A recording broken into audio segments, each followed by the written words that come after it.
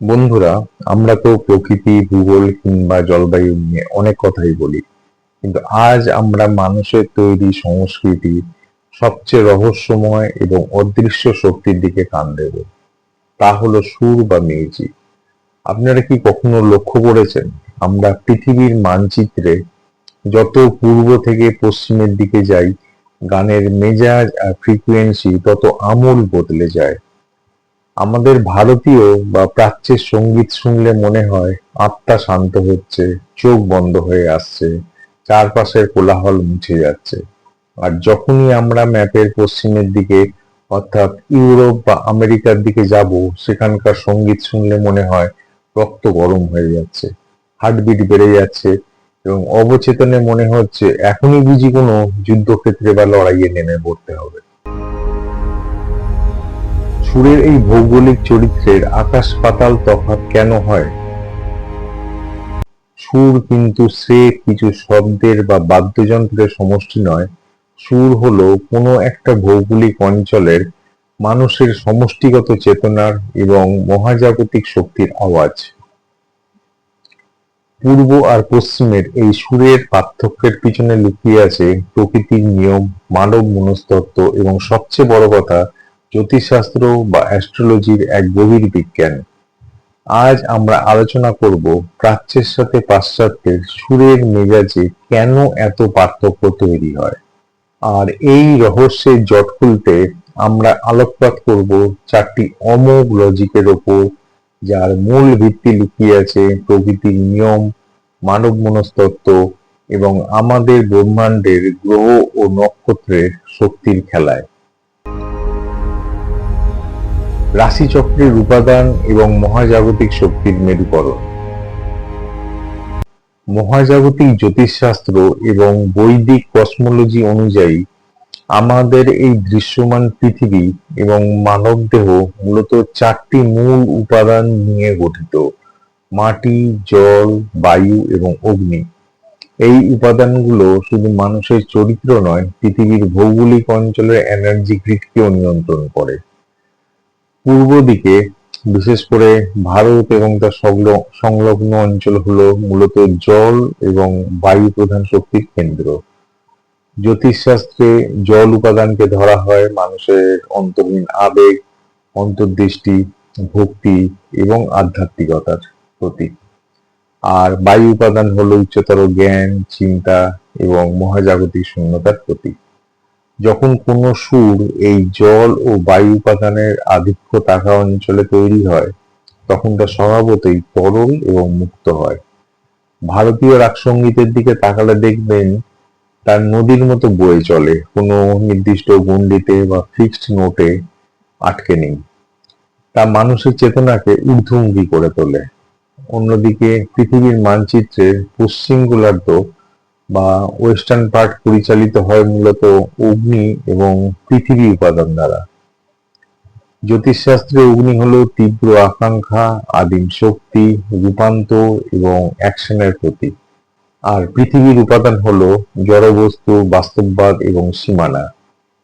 পশ্চিমের মাটিতে যখন সুরের জন্ম হয়, তখন তার মধ্যে অগ্নির সেই উত্তাপ এবং পৃথিবীর সেই ভারী ও কঠিন রূপটি প্রকাশ পায়। এই কারণেই ওয়েস্টার্ন মিউজিকের মূল ভিত্তি হলো মেটাল ড্রামস, ইলেকট্রিক গিটার এবং এমন কিছু ইনস্ট্রুমেন্ট যা মাটিকে কাঁপিয়ে তোলে এবং মানুষের ভেতরের অলসতাকে পুড়িয়ে ছাই করে এক তীব্র এনার্জি তৈরি করে।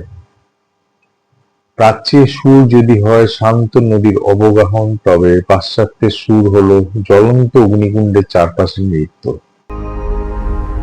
গ্রহের রাজত্ব: চন্দ্র, বৃহস্পতি বনাম মঙ্গল, সূর্য। জ্যোতিষশাস্ত্রে প্রতিটি গ্রহের একটি নির্দিষ্ট ফ্রিকোয়েন্সি বা স্পন্দন থাকে, যা মানুষের মন ও শরীরের ওপর প্রভাব ফেলে। সুরের এই পূর্ব পশ্চিম বিভাজনের পেছনে সবচেয়ে বড় ভূমিকা পালন করে গ্রহদের এই রাজত্ব। প্রাচ্যের বা ভারতের সুরের ওপর সবচেয়ে বেশি প্রভাব রয়েছে দুটি পরম শুভ এবং আধ্যাত্মিক গ্রহের। তারা হলো চন্দ্র এবং বৃহস্পতি। চন্দ্রকে জ্যোতিষশাস্ত্রে বলা হয় মনের কারক গ্রহ। চন্দ্র শীতল, জ্যোৎস্নাময় এবং শান্তিদায়ক। আর বৃহস্পতি বা গুরু হলো আকাশতত্ত্ব বা স্পেসের কারক, যা মানুষের জ্ঞান ও মোক্ষের পথ দেখায়। যখন ভারতীয় রাগের আলাপ শুরু হয়, তখন তা সরাসরি মানুষের মনের উপর চন্দ্রের মতো শীতল প্রলেপ দেয় এবং বৃহস্পতির প্রভাবে মানুষকে ঈশ্বরের দিকে বা নিজের অন্তরাত্মার দিকে টেনে নিয়ে যায়। ভারতীয় সঙ্গীতের মূল লক্ষ্যই হলো মোক্ষ বা সমাধি লাভ। ঠিক এর বিপরীতে পশ্চিমের সঙ্গীত জগৎকে শাসন করে সৌরজগতের দুই উগ্র পরাক্রমশালী গ্রহ, মঙ্গল এবং সূর্য। মঙ্গল হলো জ্যোতিষশাস্ত্রে যুদ্ধের দেবতা, সেনাপতি। তার শক্তি হলো লড়াই, সাহস, কম্পিটিশন, অ্যাড্রিনালিন হরমোন এবং শারীরিক শক্তি। আর সূর্য হলো ক্ষমতা ও আধিপত্যের প্রতীক। ইউরোপ বা আমেরিকার সঙ্গীতের দিকে তাকালে দেখবেন সেখানে বিট এবং রিদম সবচেয়ে গুরুত্বপূর্ণ। এই তীব্র বিট আসলে মঙ্গলের লড়াকু ড্রাম বিট। যখন আপনি মেটাল বা রক মিউজিক শোনেন, তখন আপনার অজান্তেই আপনার শরীরের রক্ত সঞ্চালন বেড়ে যায়, মঙ্গলের এনার্জি অ্যাক্টিভেট হয়ে ওঠে। পশ্চিমের সুর মানুষকে সংসার ত্যাগ করতে শেখায় না, বরং মানুষকে শেখায় এই বস্তুবাদী পৃথিবীকে শাসন করতে এবং জয় করতে। পূর্বের সুর যদি হয় চন্দ্রের আলোর মতো স্নিগ্ধ ও অন্তর্মুখী, পশ্চিমের সুর হলো মঙ্গলের আগ্নেয়গিরির মতো উত্তপ্ত ও বহির্মুখী। প্রকৃতির আবহাওয়া এবং বেঁচে থাকার ভৌগোলিক লড়াই। জ্যোতিষশাস্ত্রের সাথে ভূগোলের সম্পর্ক অত্যন্ত নিবিড়, কারণ গ্রহের আলো পৃথিবীতে কোন অঞ্চলে কিভাবে পড়ছে তার উপর ভিত্তি করেই সেখানকার আবহাওয়া এবং মানুষের জীবন সংগ্রাম নির্ধারিত হয়। প্রাচীনকাল থেকেই ভারত বা প্রাচ্যের আবহাওয়া ছিল ক্রান্তীয়, উষ্ণ এবং উর্বর। এখানকার নদীমাতৃক পলল ভূমিতে প্রকৃতি মানুষকে সহজে অন্ন জুগিয়েছে। বেঁচে থাকার জন্য মানুষকে প্রকৃতির সাথে 24 ঘন্টা লড়াই করতে হয়নি, বরং মানুষ প্রকৃতিকে দেবী মনে করে তার সাথে একাত্ম হতে পেরেছে। যখন আবহাওয়া অনুকূল থাকে তখন মানুষের মন মননশীল ও দার্শনিক হয়ে ওঠে, আর এই মননশীলতা থেকেই জন্ম নেয় মেলোডি। শান্ত বিকালে নদীর ধারে বসে যে বাঁশির সুর ওঠে তা প্রকৃতিরই এক শান্ত রূপ। এই মাটি আর জল থেকেই জন্ম নিয়েছে আমাদের প্রাচ্যের মরমিয়া চেতনা, যেখানে একজন বাউল তার একতারা হাতে নদীর ঘাটে বসে গেয়ে ওঠে, খাঁচার ভেতর অচিন পাখি কেমনে আসে যায়। এই সুর কোনো যুদ্ধক্ষেত্রে চিৎকার নয়, এটা হলো প্রকৃতির কোলে বসে নিজের ভেতরের পরমাত্মাকে খোঁজার এক আকুল আকুতি। মেলোডি এখানে শুধু গান নয়, তা হলো মাটির সাথে আত্মার মিলন। কিন্তু আমরা যদি ইউরোপের জ্যোতিষীয় অবস্থান ও ভূগোলের দিকে তাকাই, তবে দেখব সেখানকার জলবায়ু মূলত চরম শীতপ্রধান, রুক্ষ এবং প্রতিকূল। তীব্র ঠান্ডা এবং সম্পদের সীমাবদ্ধতা সেখানে বেঁচে থাকাকে করে তুলেছে এক ভয়ঙ্কর লড়াই। সেখানে টিকে থাকার অর্থই ছিল প্রতিদিন প্রকৃতির রুদ্র রূপের সাথে এক রক্তক্ষয়ী সংগ্রাম। এই জীবন সংগ্রাম মানুষের মধ্যে একটা সার্ভাইভাল ইনস্টিংক্ট বা মার্শাল ক্যারেক্টার তৈরি করে দেয়।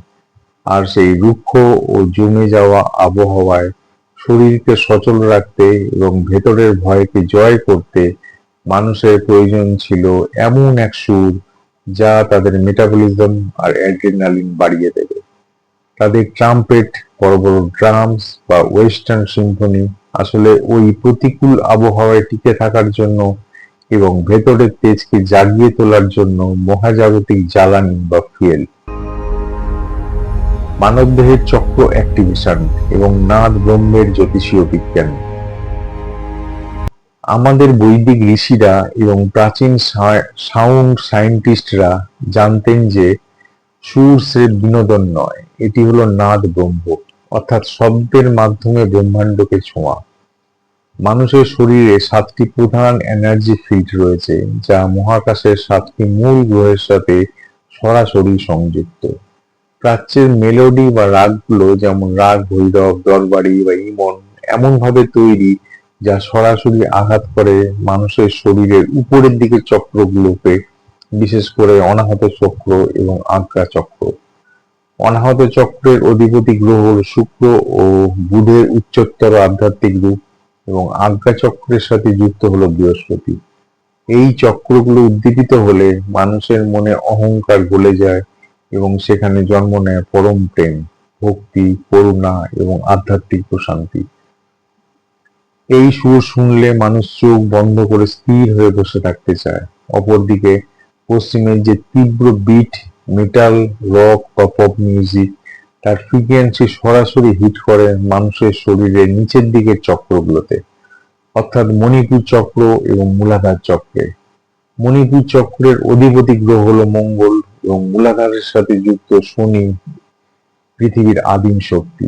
এই নিচের চক্রগুলো আমাদের জাগতিক টিকে থাকার লড়াই, কামবাসনা, ভয়, রাগ, শারীরিক তেজ এবং অ্যাড্রিনালিন হরমোনকে নিয়ন্ত্রণ করে। এই কারণে ওয়েস্টার্ন ড্রামসের ভারী বেস ও বিট শুনলে আমাদের পা স্থির থাকতে পারে না, শরীর নাচতে চায়, গায়ের লোম খাড়া হয়ে যায় এবং এক ধরনের বন্য উন্মাদনা তৈরি হয়। ওটা আসলে আমাদের ভেতরে জাগতিক ও আসরিক শক্তিকে জাগিয়ে তোলে, যা এই ভৌত পৃথিবীতে অ্যাকশন নেওয়ার জন্য অত্যন্ত জরুরি। তাই বন্ধুরা, সুরের এই আকাশ পাতাল তারতম্য কোনো ভুল বা খামখেয়ালিপনা নয়, এটা হলো মহাবিশ্বের এক নিখুঁত ব্যালেন্স বা ভারসাম্য। মহাবিশ্ব পূর্বকে দিয়েছে চন্দ্র ও বৃহস্পতির আধ্যাত্মিক শান্তির সুর, আর পশ্চিমকে দিয়েছে সূর্য ও মঙ্গলের শারীরিক তেজ ও রাজত্বের সুর। দুটো মিউজিকই আসলে মানুষের চেতনার দুটো আলাদা এবং অপরিহার্য রূপ, একটি ছাড়া অন্যটি অসম্পূর্ণ। পূর্বের সঙ্গীত যদি হয় দেবদত্ত ধ্যানের শান্ত রূপ, তবে পশ্চিমের সঙ্গীত হলো রুদ্রের মহাজাগতিক তাণ্ডব রূপ। মহাবিশ্বের এই সুরের বৈচিত্র্যকে মন দিয়ে অনুভব করুন এবং জীবনের প্রতিটি ছন্দের আনন্দ নিন। দেখা হচ্ছে পরের পর্বে মহাবিশ্বের আরো কোনো গোপন তত্ত্ব, গোপন নিয়ম আর রোমাঞ্চকর রহস্য নিয়ে। ততক্ষণ ভালো থাকুন, সুস্থ থাকুন।